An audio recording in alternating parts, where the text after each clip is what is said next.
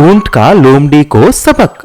एक बड़े से जंगल में लंबू नाम का एक ऊंट और पीलू नाम का एक लोमड़ी रहते थे। वह दोनों बहुत अच्छे दोस्त थे। वह दोनों जब भी जहां भी जाएं साथ ही जाते थे। जब भी पीलू लोमड़ी को कुछ फल खाने की जरूरत होती तभी लंबू उसको पेड़ों से फल तोड़कर देता था। ऐसा ही वह दोनों बहुत अच्छे से रहने लगे। बहुत दिनों से पीलू को तरबूज की खेत में जाकर मीठी मीठी तरबूज खाना था, लेकिन तरबूज के खेत में जाने के लिए एक बड़े गहरी नदी को पार करना था। मगर पीलू को तो तैरना नहीं आता, इसीलिए वह उसके दोस्त लंबू की मदद मांगी। अरे ओ लंबू, मैं बोल रहा था ना, वह तरबूज का खेत वह नदी के उस पार है। तुम मुझे तुम्हारी पीठ पर उठाओ और मुझे वहां पर लेके जाओ। हम मजे से तरबूज खा सकते हैं। ठीक है भाई, मेरे ऊपर चढ़ो, मैं अभी तुमको उस पार लेके जाऊंगा। ऐसा बोलते ही पीलू लंबू पर चढ़ जाता है और लंबू उसे उस पार लेके जाता है। वहां जाकर देखा तो खेत में बड़े बड़े तरबूज थे। दोनों एक साथ उन तरबूजों को खाने में लग गए। दोनों पेट भर के खाना खाया। कुछ देर के बाद पीलू का पेट बहुत भर गया था। इतना भर गया था कि वह मजे से गाना गाने लगा। अरे मेरा पेट, अब कुछ भी खाऊंगा तो मेरा पेट फट जाएगा। मेरा पेट फुल हो गया, अभी फट जाएगा। मेरा पेट फुल हो गया, अभी फट जाएगा। पीलू का गाना सुन के उस खेत का मालिक वहां पर आ जाता है। उसके हाथ में बहुत बड़ा डंडा था। उसको देखकर पीलू घबरा गई और लंबू को छोड़कर झाड़ियों में जाकर छुप गई। लेकिन लंबू तो बहुत बड़ा था, उसको छुपने की चांस ही नहीं है। ऐसा लंबू एक पेड़ के पीछे छुप जाता है, लेकिन मालिक को साफ दिखाई देता है और मालिक डंडा लेकर उस लंबू को खूब पिटाई करता है। इतना पिटाई करता है कि लंबू का पिछवाड़ा लाल हो जाता है। ये सब पीलू देखकर हंसती है और जब मालिक चला जाता है पीलू बाहर आता है और हंसते हंसते पूछती है, अरे दोस्त, तुम ठीक हो ना? चलो अभी जल्दी हम नदी के उस पार जाएंगे। तभी लंबू कुछ नहीं बोलता है और पीलू को पीठ पर चढ़ने के लिए बोलती है। जब लंबू पीलू को उठाकर नदी के बीच में पहुंचती है, लंबू रुक जाती है और नदी में डुबकियां मारने लगती है। तभी पीलू ऐसा बोलता है, अरे दोस्त, तुम क्या कर रहे हो? मुझे तैरना नहीं आता, मैं डूब जाऊंगा। पहले चलो चलो यहां से। अरे दोस्त, मुझे खाना खाने के बाद ऐसा करना है, नहीं तो खाना हजम नहीं होगा। लेकिन लंबू ऐसा डूबते डूबते एक बार पूरी तरह से डूब जाती है।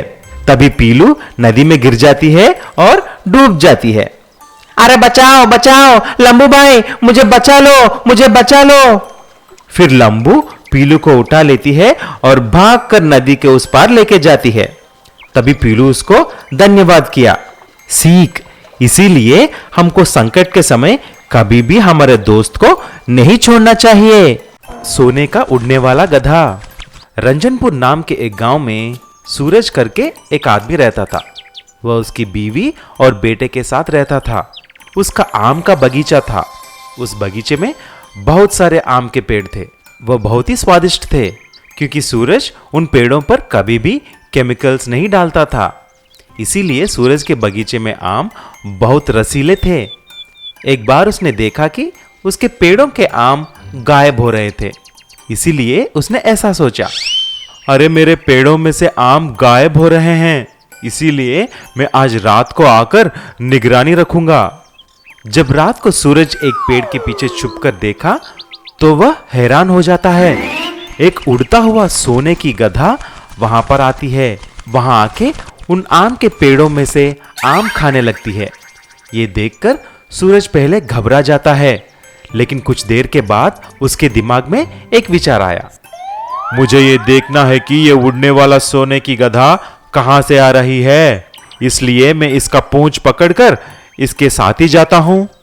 सूरज ने धीरे से आकर गधे का पूंछ पकड़ लिया और उसके साथ उड़ने लगा। थोड़े देर उड़ने के बाद गधा और सूरज एक अद्भुत जगह आते हैं। वहां पर सब कुछ सोने का था। तभी सूरज लालच में आकर एक थाली में कुछ सोने का पत्थर डाल देता है और जब फिर गधा वहां से उड़ने लगा तभी उसकी पूंछ पकड़कर सारा सोने के साथ सूरज फिर बगीचे में आ जाता है। घर जाकर सारी बात बताता है। तभी उसकी पत्नी, अरे ये क्या है जी, वहाँ पर इतना सोना है तो हमको फिर से वहाँ पर जाना है ना। जाकर जितना सोना हो सके उतना ज्यादा सोना लाएंगे, हमको करोड़पति बनना है ना। तभी सूरज हाँ बोल देता है। अगले दिन रात को सूरज, उसकी पत्नी और उसका बेटा उस आम के बगीचे में जाकर छुप जाते हैं और सोने की गधे की इंतजार करते हैं। जब गधा वहां पर आता है, धीरे से सूरज उसकी पूंछ पकड़ लेता है और फिर उसकी बीवी सूरज की पैर पकड़ती है और उसका बेटा अपनी माँ का पैर पकड़ता है और गधे के साथ उड़ने लगते हैं। लेकिन बीच में उसकी बीवी ऐसी बोलती है, अरे सुनो जी, मेरा हाथ बहुत दुख रहे हैं और कितना दूर चलना चाहिए। अरे तुम चुप रहना। कुछ देर के बाद उसका बेटा ऐसा बोलता है, अरे पापा, मुझे अभी सुसु करना है, कर दूं क्या? किसी के सर पे गिरा तो? सब के सब पागल निकले हैं, मेरा दिमाग खा रहे हैं। तुम और तुम्हारे बेटे को एक तमाचा दूंगा, चुप रहो। ऐसा बोलकर सूरज ने गलती से हाथ छोड़ दिया। तभी सभी आकर एक तालाब में गिर जाते हैं। तभी गधा उड़ते हुए आकर ऐसी बोली, सुनो सूरज, पहले और दूसरे बार भी मुझे मालूम था कि तुम मेरे पूंछ पकड़कर मेरे साथ आ रहे हो, लेकिन तुम्हारा लालच ही तुमको धोखा दिया है। जो है उसी से संतुष्ट रहो, तुम्हारा जीवन अच्छा रहेगा। ऐसा बोलकर गधा वहां से चला गया। उड़ने वाला गाय। रुद्रपुर नाम के एक गांव में एक ऋषि थे। ऋषि के आश्रम में बहुत सारे पशु पक्षी भी थे, लेकिन स्वामी जी को सबसे ज्यादा एक गाय लक्ष्मी से बहुत लगाव थी। लक्ष्मी को स्वामी जी स्वयं दाना डालते थे, घास भी खिलाते थे और बहुत प्यार से देखते थे। स्वामी जी को सेवा करने के लिए एक आदमी भी था जिसका नाम पांडु था। पांडु स्वामी जी का और सारी पशु पक्षियों का भी देखभाल करता था। एक दिन स्वामी जी पांडु से ऐसा बोले, पांडु, अब मुझे कैलाश पर्वत जाकर तपस्या करने का वक्त आ गया है। अब तुम्ही को इस आश्रम का देखभाल करना है। और लक्ष्मी के बारे में एक बात कहना भूल गया, क्योंकि लक्ष्मी अभी बहुत बूढ़ी हो गई थी। उसको मैंने एक वरदान दिया है। उसके पीठ पर 3 बार हाथ फेरने से उसके पंख निकलाते हैं और वह उड़ सकती है। इस तरह उसको खाना ढूंढने में आसानी होगी। जैसे ही स्वामी जी उसके पीठ पर 3 बार हाथ फेरे, लक्ष्मी का पंख निकल आए और उसे देखकर पांडु दंग रह जाता है। ठीक है स्वामी जी, आप बेफिक्र रहिए, आपकी कमी इन प्राणियों को महसूस नहीं होने दूंगा, ये मेरा वादा है। ऐसा बोलते ही स्वामी जी निकल गए। कुछ दिन तक पांडु सभी पशु पक्षियों को अच्छी तरह देखने लगा, लेकिन उसके मन में लालच की वजह से एक बुरी ख्याल आता है। पांडु उड़ती हुई गाय को एक सर्कस कंपनी में बेचकर पैसे कमाना चाहता था। उसके दोस्त बिरजू को बुलाया और ऐसा बोला, अरे बिरजू, मुझे एक सर्कस कंपनी वाले से बात करनी है, कोई मालूम है तुम्हें? पांडु, गांव में अभी एक सर्कस चल रहा है, चलो चलते हैं वहां पर। पांडु और बिरजू वहां जाकर सर्कस मैनेजर से उड़ती हुई गाय के बारे में बोलते हैं। तभी मैनेजर तुरंत उस गाय को लाने के लिए बोलते हैं। तभी पांडु ठीक लक्ष्मी जैसे दिखने वाला गाय को लेकर आश्रम में रखा और लक्ष्मी को लेकर सर्कस मैनेजर के पास लेके आ गया। सर देखिए, उड़ता हुआ गाय। अच्छा, एक बार इसे उड़ने के लिए बोलो। तभी पांडु लक्ष्मी के पीठ पर 3 बार हाथ फेरता है और तुरंत लक्ष्मी के पंख निकल आते हैं। तभी मैनेजर ने पांडु को 1 लाख रुपए भी दिए। ये सारी बात स्वामी जी अपने दिव्य दृष्टि से तपस्या करते हुए देखने लगे और पांडु का नीच बुद्धि पता चल गया। इसीलिए स्वामी जी एक मंत्र पढ़ते हैं। इधर पांडु मैनेजर से ऐसा बोलता है, मैनेजर साहब, एक बार मुझे लक्ष्मी के ऊपर बैठकर उड़ना है, आप भी मेरे साथ चलिए। ऐसा बोलकर पांडु और मैनेजर लक्ष्मी के ऊपर चढ़ गए और लक्ष्मी को उड़ने के लिए बोले। तुरंत लक्ष्मी आसमान के ऊपर उड़ने लगा। कुछ देर के बाद जब पांडु उसे नीचे जाने के लिए बोला, लक्ष्मी नीचे नहीं आया। वह सारा दिन और रात ऐसा ही 3 दिन तक आसमान में ही उड़ता रहा। पांडु और मैनेजर घबराकर चिल्लाने लगे। तभी पांडु स्वामी जी को याद कर कर प्रार्थना की। हे स्वामी जी, मुझे क्षमा कर दीजिए, मैं लालची होकर ऐसा किया। हमें नीचे उतारिए, हमें आसमान में 3 दिन हो गए हैं, हमें नीचे उतारिए। ऐसा बोलते ही गाय नीचे आ जाती है। पांडु मैनेजर को पैसे वापस कर दिया और फिर लक्ष्मी को लेकर आश्रम चला गया। उसके बाद पांडु लक्ष्मी की अच्छी तरह देखभाल करने लगा। मेंढक, चिड़िया और पागल हाथी। एक बहुत हरा भरा प्यारा सा जंगल था। उस जंगल के सभी जानवर मिलकर रहा करते थे।